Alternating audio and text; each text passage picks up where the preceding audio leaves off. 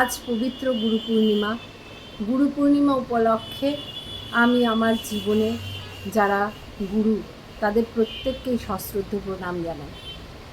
কিন্তু আজকে যার কথা আমি বলার জন্য এই ভিডিওটা করছি তিনি হচ্ছেন আমার দীক্ষাগুরু শ্রী শ্রী সুদীন কুমার মিত্র। যে বয়সে আমার দীক্ষা হয়েছিল সেই বয়সে দীক্ষা কী, গুরু কী, মন্ত্র কী এই সমস্ত বোঝার মতো কোনো বুদ্ধিই আমার ছিল না। আমার বাবা মা শ্রী শ্রী সুদীন কুমার মিত্রের দীক্ষিত ছিলেন। তা বাবা মাকে দেখতাম যে গুরুদেব আসলে অত্যন্ত উৎসাহের সাথে সেখানে যেতেন এবং আমিও ওই দীপ্ত চেহারা, সুন্দর লম্বা চওড়া উজ্জ্বল চোখ, ওনাকে দেখলেই আমার মাথা শ্রদ্ধায় নত হয়ে যেত। তা বাবার কাছে খুব বায়না ধরেছিলাম যে বাবা, বাপি আমিও দীক্ষা নেব।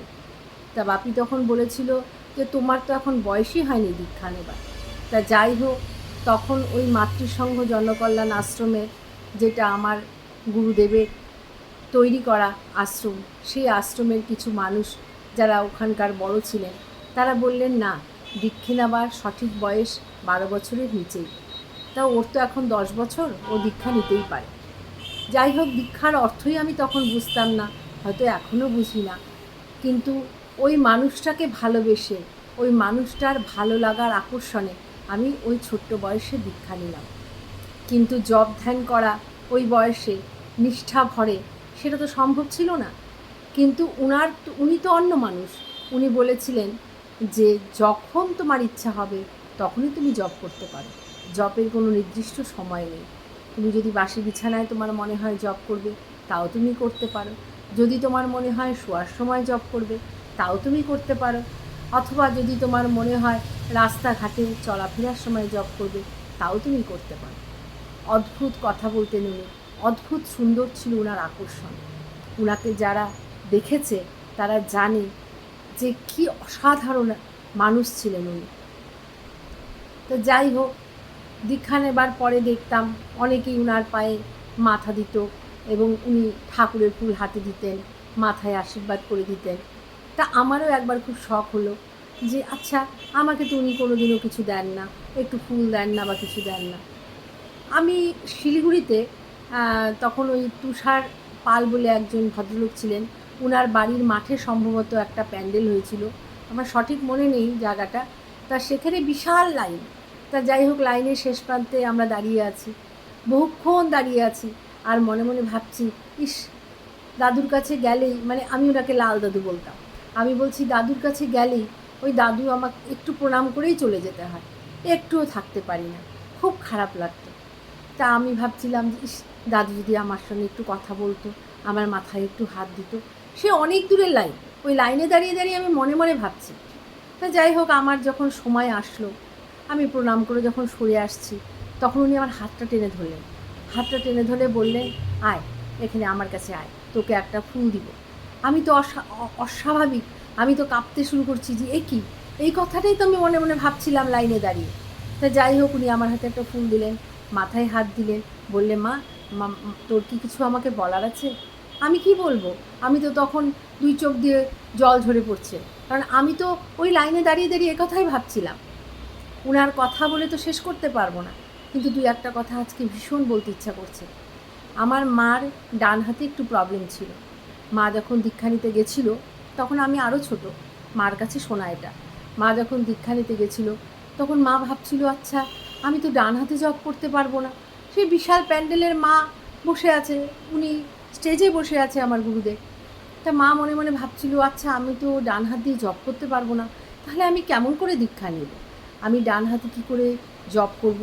আমি ডান হাতে কিছু করতে পারি না, আমি ঠাকুরকে কীভাবে খেতে দেব, কারণ সবই তো আমার বাঁ হাতে। সেই দিনকা আমার গুরুদেবের বক্তৃতাই এটা ছিল যে ডান হাত বা বাঁ হাত কোনো হাতই পুজো দেওয়ার জন্য মানে অপ্রয়োজনীয় নয়, মনটাই হচ্ছে আসল, হাতটা কোনো ফ্যাক্টর নয়। সে ডান হাতও হতে পারে, বাঁ হাতও হতে পারে, যে হাতে খুশি সে হাতেই সুন্দর করে পুজো দেওয়া যায়, মনটাই আসল। ওইভাবেই আমার মনটা তৈরি হয়ে গেছে। কাজেই এখন আমি ঠাকুর ঘরে যখন যাই না, ওই কোনটা ডান দিক কোনটা বাঁ দিক, কোন ঠাকুরকে কিভাবে মোছাবো, কোন ঠাকুরকে কিভাবে সাজাবো, এটা সম্পূর্ণ আমার মন যা চায়, আমার মন যা বলে আমি তাই করি। কারণ আমার দীক্ষাগুরু আমাকে এই শিক্ষাই দিয়ে গেছে। আমি এতটুকু সময়ে কত কথা বলবো, আমার কত কথা আছে গুরুদেবকে নিয়ে, আমার দীক্ষাগুরুকে নিয়ে। আজকে গুরু পূর্ণিমার দিনে খুব ইচ্ছে করলো ওনার কথা কিছু বলতে, তাই একটু বলার চেষ্টা করলাম।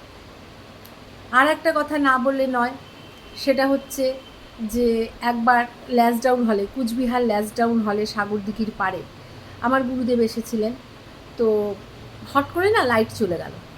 তা কিছু কিছু শিষ্য থাকে না যারা একটু মজা করতে ভালোবাসে, তারা প্রত্যেকে বলল, লাইট চলে গেছে কোনো ব্যাপার না, 3বার জয়গুরু বলে জয়ধ্বনি দে, দেখবি লাইট ঠিক চলে আসবে। আমি তো খুব ছোট ছিলাম, আমার ভয়ে মুখ শুকিয়ে গেছে। যদি লাইট না আসে আমার গুরুদেব তাহলে ছোট হয়ে যাবে সবার কাছে। আমি ঠাকুরকে, ভগবানকে আপ্রাণ ডাকছি, ঠাকুর যেন লাইট চলে আসে। আমি মানে ঠাকুরকে এমনভাবে ডাকছি, কিন্তু আমি জানি, আমি তো আর তখন এতটাও বুঝতে পারতাম না যে উনি কত বড় মাপের মানুষ, কত ভগবান উনি। একবার জয়গুরু বলল, 2বার জয়গুরু বলল, 3বার জয়গুরু বলা শেষ হওয়ার আগেই সমস্ত রড লাইটগুলো ল্যাসডাউন হয়ে চলে গেল। হ্যাঁ, এটাকে অনেকে কাকতালীয় অবশ্যই ভাবতে পারে, তাহলে সবটাই কি কাকতালীয়? আমার সেই ফুল পাওয়া, আমার মার হাতে সেই ডান হাত বা হাতের ব্যাপারটা, এই ল্যাসডাউন হলের ব্যাপারটা, সবই কি কাকতালীয়? আরও অনেক অনেক অনেক ঘটনা আছে, আরও মানুষের সাথে তো আরও অনেক কিছু আছে। আমার যেটুকু আছে তার আমি অল্প একটুই আজকে বললাম। আমি এটা জানি, গুরুদেবের কথায় আমি চলতে পারি না। উনি বলেছেন মানুষ শব্দের প্রথম অক্ষরটাই মা, তাই মানুষকে অবহেলা করে কখনো মাকে পাওয়া যায় না। কিন্তু ব্যাপার হচ্ছে যে আমরা কি মানুষকে সেভাবে সম্মান করতে পারি? এটাই একটা ভাবার বিষয়। গুরুদেবের কথা আমরা কি মানতে পারি? জানি না। আরেকটা কথা হচ্ছে, গুরুদেব অন্ধকার থেকে আমাদের আলোর পথে নিয়ে যায়। আমাদের গুরুর হাত ধরে আমরা অন্ধকার থেকে আলোর পথে যাই। জানি না যেতে পারছি কি না, চেষ্টা করি ভালো করার, মানুষের জন্য কিছু করার। আমার সীমিত ক্ষমতায় আমি চেষ্টা করি। আজকে গুরুদেবের কথা বলতে গিয়ে আমার গলা বুজে আসে। উনাকে একটা চিঠি দিলে না, উনি সেই চিঠির উত্তর দিতেন। তা উনি পুরো লিখতে পারতেন না, ওনার হাতটা কাঁপতো, সেই জন্য উনি শুধু সইটা করে দিতেন। এরকম অনেক চিঠি এখনও আমার কাছে আছে। সেই চিঠিগুলো যখন দেখি, আমি মাঝে মাঝে যখন মনটা খুব অশান্ত হয়, ওই চিঠিগুলো বার করি, চিঠিগুলো দেখি, মনটা খুব শান্ত হয়ে যায়। উনি যখন আমাদেরকে রেখে উনার শরীর ত্যাগ করেছিলেন, তখনও আমি খুব ছোট, তখন আমি সম্ভবত ক্লাস 11-এ পড়ি। তা সেই দিনটার কথা ভুলতে পারি না, খুব কষ্ট লাগে সেই দিনটার কথা ভাবলে। যাই হোক, আজকে গুরু পূর্ণিমার দিনে ওনার কথা বলতে আমার ভীষণ ইচ্ছা করলো, তাই ওনার কথা একটু বললাম। একটাই কথা বলবো যে গুরুদেব, তুমি আমাকে অন্ধকারের পথ থেকে আলোর পথে নিয়ে যাও। রোজ দিন তোমার স্তোত্র পাঠ করি ঠাকুর ঘরে বসে, কিন্তু সেই স্তোত্র পাঠটা আসল নয়। আমরা জানি গুরুর ব্রহ্মা, গুরু বিষ্ণু, গুরুদেব মহেশ্বর, গুরুরেব পরম ব্রহ্ম, তস্মৈ শ্রী গুরুবেই নমঃ। কাজেই গুরুই যদি ব্রহ্ম হয়, গুরুই যদি সত্য হয়, তাহলে গুরুদেবের কথা আমাদের অক্ষরে অক্ষরে পালন করা উচিত।